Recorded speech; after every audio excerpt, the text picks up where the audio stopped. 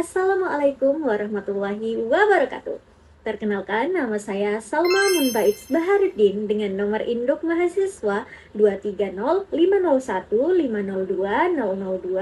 dari kelas A Pendidikan Bahasa dan Sastra Indonesia angkatan 2023. Hari ini, di antara 5 buku yang ditugaskan sebagai bacaan dan telah saya selesaikan meliputi buku Perang, buku Kucing Setan yang Merasakan Cinta, Kekasih di Puncak Mabuk, Pantomime, dan Kamu Tak Harus Sempurna. Dan pada kesempatan kali ini, saya akan mengulas 2 di antaranya. Selamat menyaksikan!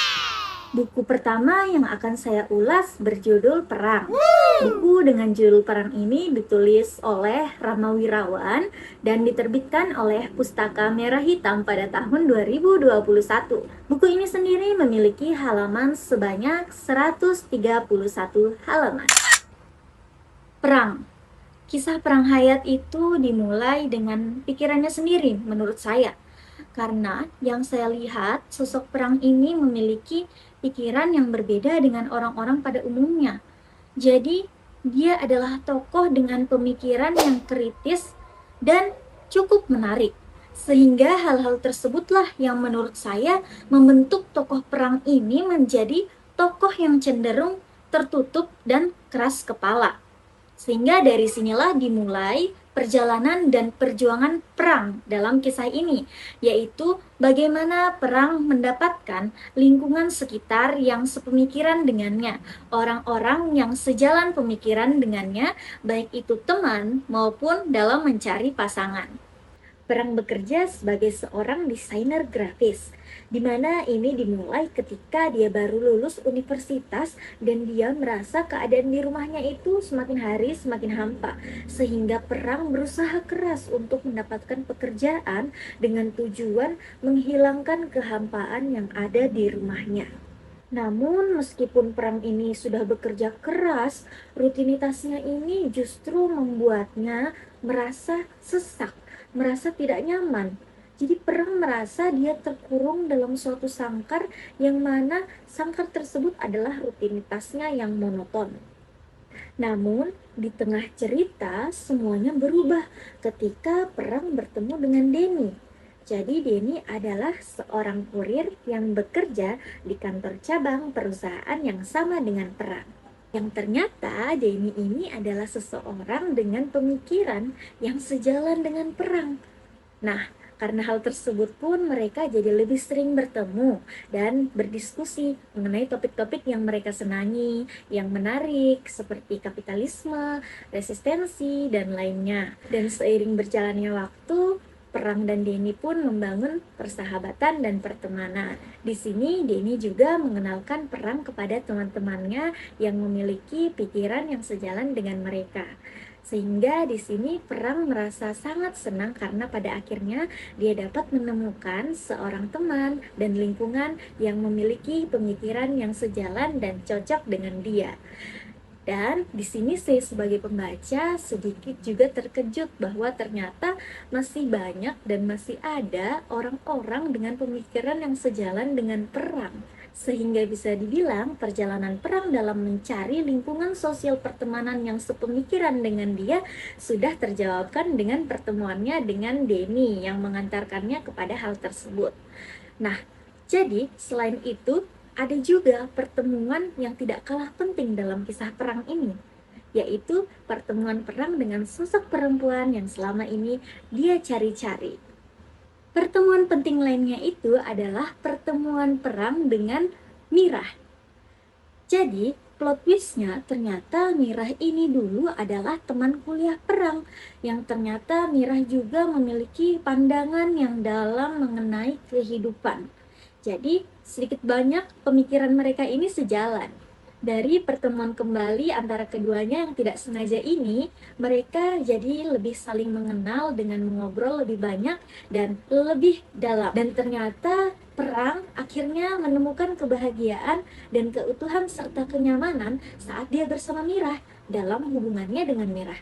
Jadi pada akhirnya pertemuan inilah yang mengantarkan mereka berdua akhirnya menikah dan membangun keluarga yang bahagia. Namun, meskipun demikian, mereka berdua tetap masih mengalami tantangan, terlebih mengenai topik dan pemikiran mereka yang saya katakan unik tadi. Tapi di sini, mereka berdua, Perang dan Mirah, itu tetap berjuang untuk hidup sesuai dengan nilai-nilai mereka sendiri. Hal-hal inilah yang semakin menambah kekaguman saya terhadap dua tokoh dalam novel ini, yaitu dengan pemikirannya yang unik dan menarik, serta dengan konsistensinya. Dengan perjuangan dan tekad mereka itulah, mereka dapat membangun kehidupan yang penuh makna dan bahagia bersama-sama. Untuk cover buku, saya rasa sudah cukup menarik, sebagaimana yang kita lihat bersama. Jadi cover ini sudah cukup menarik dan dapat membuat kami para pembaca tergiur untuk membacanya. Dan tidak hanya itu, isi di dalamnya juga tidak kalah menarik tentu saja. Dan alasan mengapa buku perang ini saya pilih untuk saya ulas di antara kelima buku tadi, karena buku perang ini menjadi salah satu buku favorit saya di antara kelimanya. Sebab tentu saja karena alur dan tokoh yang menurut saya sangat menarik. Selanjutnya, buku kedua yang akan saya ulas berjudul Pantomime. Buku dengan judul Pantomime ini ditulis oleh Saidatul Imamah dan diterbitkan oleh penerbit Buana Sastra pada tahun 2019. Buku ini sendiri memiliki halaman sebanyak 262 halaman. Novel Pantomime karya Saidatul Imamah ini merupakan salah satu bacaan yang berhasil memukau saya dengan cerita yang dihadirkan di dalamnya, karena dia mengisahkan tentang dua jiwa yang terluka, yaitu meliputi dua tokoh utamanya, ada Atlanta dan Asteria, yang mana mereka berdua ini saling berjumpa di tengah kegelapan hidupnya masing-masing. Bagian awal cerita ini itu mengisahkan mengenai keputusan Atlanta untuk mengakhiri hidupnya dalam 18 hari lagi, setelah trauma masa lalu yang membuatnya semakin terpuruk. Jadi di masa lalu, Atlanta sempat mengalami kejadian yang tidak menyenangkan. Bahkan hal ini menjadikan Atlanta melakukan percobaan bunuh diri yang mengakibatkan Atlanta saat ini tidak bisa berkomunikasi secara lisan. Bahkan Atlanta sampai menggunakan alat bantu di lehernya. Nah, hal ini juga lah yang melatar belakangi novel ini diberikan judul Pantomime. Karena Atlanta hanya dapat berkomunikasi menggunakan ekspresi wajah dan gerakan tubuh seperti pantomime.